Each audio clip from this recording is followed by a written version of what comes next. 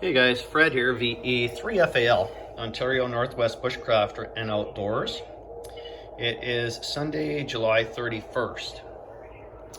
I picked up this transceiver this past winter. It's from a Silent Key here in, well, it came from Thunder Bay. But the fella that built this built an entire station a number of years ago, and I'll get that information later, and I'll show you some of his logbooks and stuff from when he built this transceiver. What you're looking at right now is the TX10 CW transceiver. It puts out 1 watt and 10 watt right now as the radio stands. This is the tuner that is with it, but along with this came a power supply. Now this transceiver is 110 volts, so it's plugged in right now. But it came with a power supply, the transceiver, the antenna tuner, and a keyer. When I'm talking a keyer, I'm talking like programmable keyer that hooks up to it, as well as a amplifier. And as you guys can see here, it says amp. And I believe the amplifier is a 100 watt amp. And again, I'll show you that later on down the road. But I brought the radio up today finally to try and play with. I've got it sitting on the floor because it is quite large. But I just want to show you some of the features here of the tuner. And of course, the radio itself. So we're looking at the back side now of the radio, the transceiver. And it does need some cleaning. I'm going to have to open it up and clean some of the pots inside. The volume, for sure, the AF gain definitely does need some cleaning. I did call CQ here a bit ago. I have my wire antenna that's outside tuned right down to 0 SWR and 1 watt out. Reverse beacon network did indeed hear my CQ. So I am getting out, which is a good thing.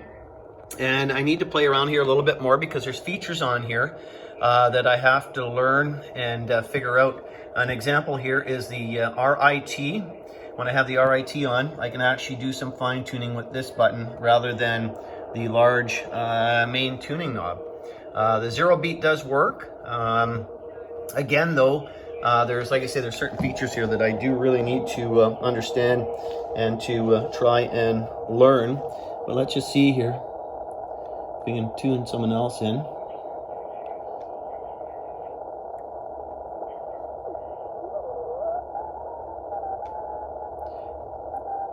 And it does need some cleaning.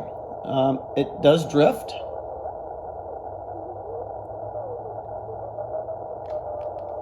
So, we'll see if we can't, we'll take the RIT off, and let's just tune.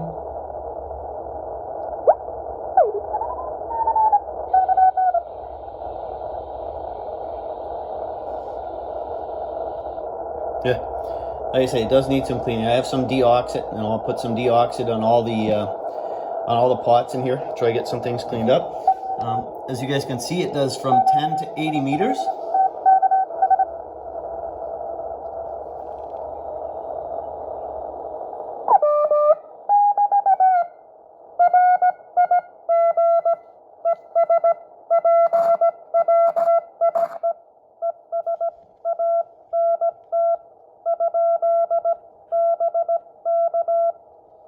So it's working, it is transmitting, it does put out 10 watts, it does put out 1 watt.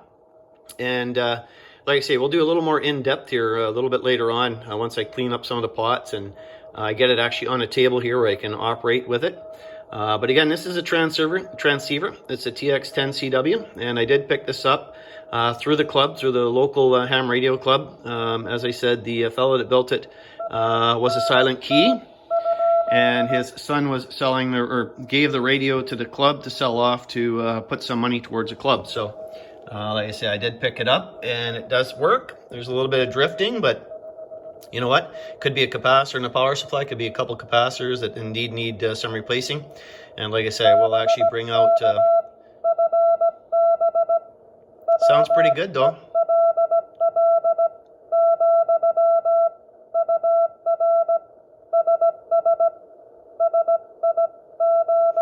So anyway, I just want to show you guys this quick, and I will do a little more in-depth here later, and do hopefully make some contacts with it, and show you guys how this radio functions, and I'll clean it up with some deoxit, and we'll definitely go from there. So thanks for watching, guys. This is Fred, VE3FAL, Ontario Northwest Bushcraft and Outdoors. Says 7-3, guys. Stay safe.